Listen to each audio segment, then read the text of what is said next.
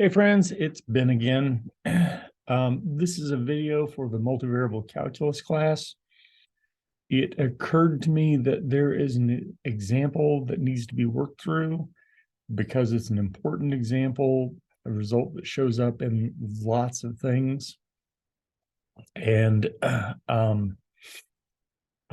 don't have it in our list of examples to go through. So I'm just going to work through it real quick here, make this recording, and hopefully that will kind of get us what we need for it. Okay. All right. So I am going to share screen from the iPad, and this gets a little convoluted because of how some stuff changed with the network recently. Yay. Okay. So you should be seeing my screen for the iPad there. And so we are looking to integrate this quantity right here. Maybe it would be a good idea for me to find my Desmos. I should have found that before bringing this stuff up. And to actually show you a graph of the function that we're thinking about. And so I'm going to say e to the power minus x squared. And we will take a look at our graph there and stretch it out a little bit. And once you spot that, that looks kind of like a normal distribution. You may have heard them referred to as Gaussian distributions, and something that you deal with for uncertainty when you want to do things in physics. We need to know how to evaluate that. Now, unfortunately, you can't just evaluate that directly. If it were just e to the minus x, you could just go ahead and do an indefinite integral e to the minus x, have minus e to the minus x plus c, and you could plug in your minus infinity and your plus infinity and stuff and just evaluate. Unfortunately, doesn't work so good with this one here because of that x squared. The problem that we have is when we try to do a u substitution, we just don't have the right stuff to make the u work out. So this particular trick we get through by, well, trickery. I'm going to take this and square it. At the end, we'll take the square root and get back to where we needed to. Okay. So if I've got that, then the thing that I want to do here, let's see, I'm going to copy it, say that's equal, and then I'm going to paste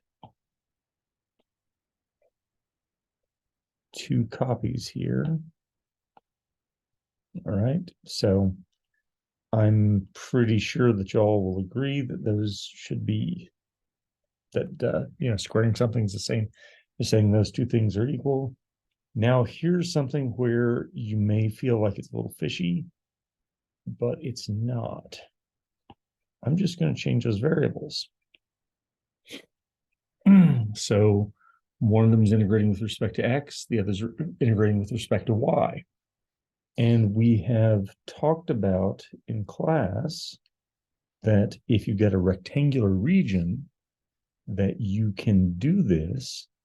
And that would mean that we have now an integral minus infinity to infinity, minus infinity to infinity, e to the minus x squared minus y squared dx dy.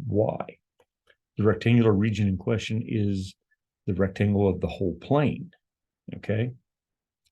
Now, the trick is that once you know that that's the whole plane, you can shift this to polar coordinates.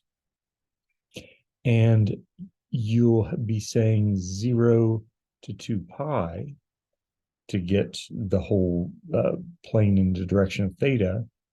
And then you'll go you'll go 0 to infinity instead of minus infinity to infinity, because that will get the whole plane like that. This e to the minus x squared minus y squared turns into e to the minus r squared. And because our dv picks up r dr d theta, now this integration ends up actually being pretty easy. So the thetas, you'll just pick up a 2 pi because there's no actual thetas in there. And then here with our integration, we're going to maybe come to the side and say u equals minus r squared, du is minus 2r dr. So that means that minus 1/2 du is going to be equal to r dr.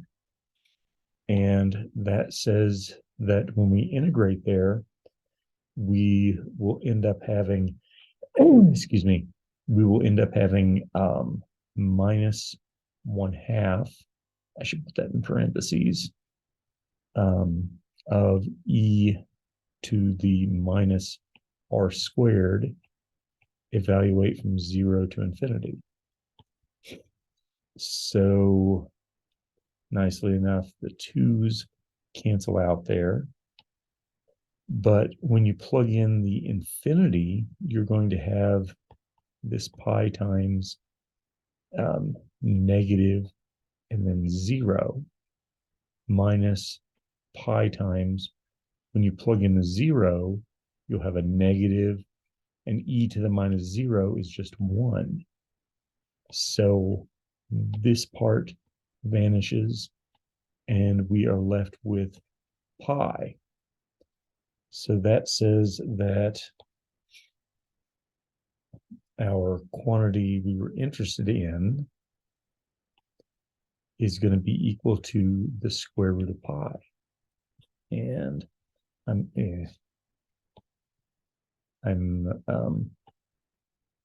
move that over there and set that down right there. Okay. So where this comes into play is, well, where the reason why this is important